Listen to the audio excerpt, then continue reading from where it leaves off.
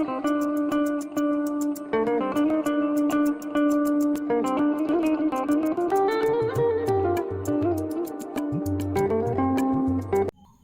you ever realized that there is an inner teacher within you?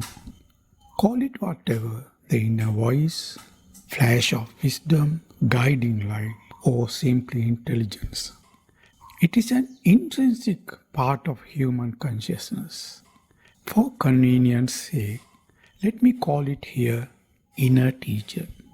I want to go into the nature of it. Surely, you may have heard this inner voice rising within you, especially when you are at a crossroad in life, unable to make a decision.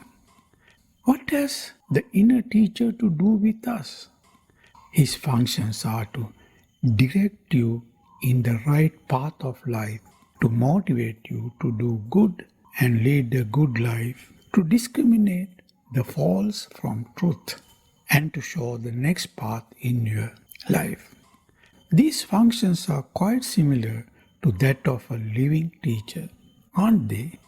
But the question here is whether you are making the best of your inner teacher. When you have a good teacher, you have to be a good student as well. Are you a good student of your inner teacher? Can you say you are a keen student, obedient student, honest, and one who pays enough attention? Or on the other way, a student who doesn't care to learn, hard to change, headstrong, inattentive, and so on. Such a self-evaluation will lead to self-understanding. The tragedy with some people is that they have no inner teacher. Either his voice is made silent or killed. It happens when neglecting to listen to or even going against it. Every time you choose evil, you weaken your inner voice. Unfortunately, some people have chosen the wrong teacher. There had been even so-called prophets in the past who had taken devil for God. This self-deception is common. Every evildoer thinks that he is true to his God. We have to consider here the opposing view. Is the inner teacher an imaginary voice? Or is it an outside voice or personality internalized?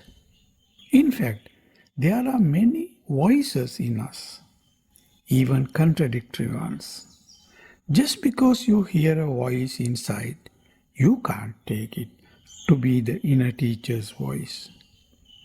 Because our parents, teachers, elders, preachers leave their voices in us. So the question here is how to distinguish the true teacher. This demands your discrimination. One has to question whether it is the voice of society, of the preacher, of the tradition, or whether it is the voice of your own desire or of hatred, of jealousy, of lust, and so on. We have to assume here the true teacher's voice is unconditioned and uncontaminated by any external or internal force.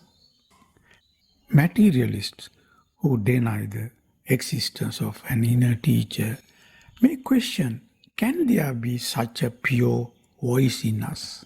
If that's the case, then one has to deny all human wisdom as well as pure consciousness. Let me give you an example from the Buddha's life. After the enlightenment, he was considering whether to go out to the world and teach the path of liberation or not. Seeing the subtlety of his own teaching, his mind bent towards reluctance. He thought it would be a waste of energy. At this moment, it is said, the Brahma, the creator of the world, appeared in him and beseeched and invited to go forth and teach for the well-being of mankind.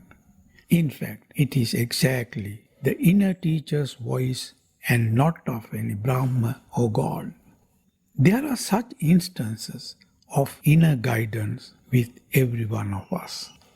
It arises in the middle of your daily activities, mostly in unexpected moments. It arises while you are half awake and half asleep, while you are in prayer or in meditation. It doesn't limit itself to a voice.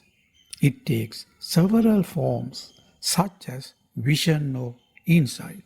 It can even speak to us through outsiders, through external voices. It also speaks through symbols and especially through books. I read somewhere a person telling his experience of getting the right message he needed through a book. Once he was at a crossroad in life due to a serious problem. With a confused mind, he went to a public park with his pet dog. While he was sitting on a branch, the dog roamed around and came back to his wonder with a book in his mouth and dropped it right in front of him. He picked up the book and started reading. To his amazement, he found the right guidance to his problem, and the book even went further to change his whole life with a new vision. Surely, the cosmic intelligence can come to you through a book. It is beyond our comprehension how the cosmic intelligence speaks to us. Another example told by a friend of mine. His wife developed a rare ailment which physicians were not sure of. One evening he was coming along the road to his house. He saw a pedestrian walking on the same direction, and suddenly something inside told him to talk to him and inquire about a physician for his wife. He asked the fellow pedestrian, and he replied, "Yes, I know an Ayurvedic physician who treats such kind of diseases," and gave the information about a physician living far away. My friend ultimately found the right physician who completely cured her. If you have really discovered your inner teacher, then you can have dialogue with him.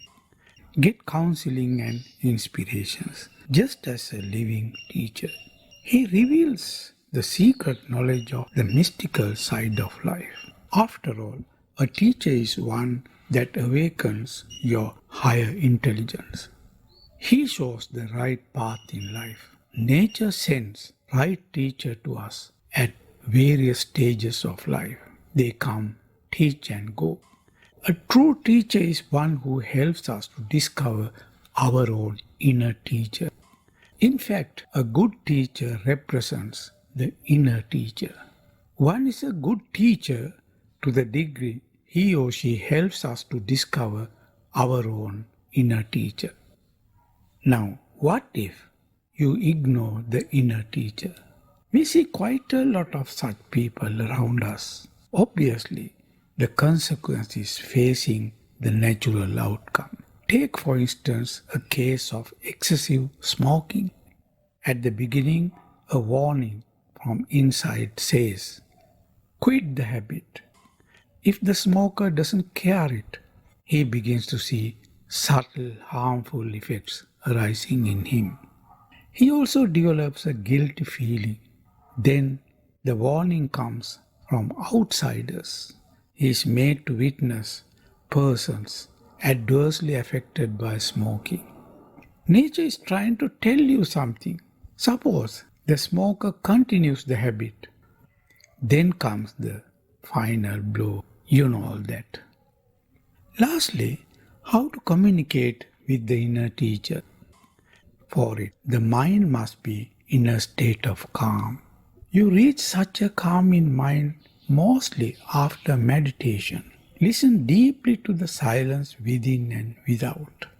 At a certain point, you feel in touch with the Absolute. Then ask the question you have in mind and wait patiently, open-minded. The answer may come in a flash of insight. The ability to connect with self at a deeper level is essential to live the right life. Deeper you go into the self, the clearer you become. The surface mind is full of garbage. It is like the surface layer of water in a river full of dirt. The superficial mind is made of thoughts, images, ideas, wants, and memories. They are the sediments. Passing that layer, you come to the emotional realm of desires, fears, attachment, sorrows, and so on. Going beyond all such layers of mind, finally you come to the pure layer of water flowing at the bottom, which is the pure consciousness. It is the dimension of wisdom, clarity, and peace. The inner teacher arises from pure consciousness. When you put a question to it, the answer comes as a flash of insight.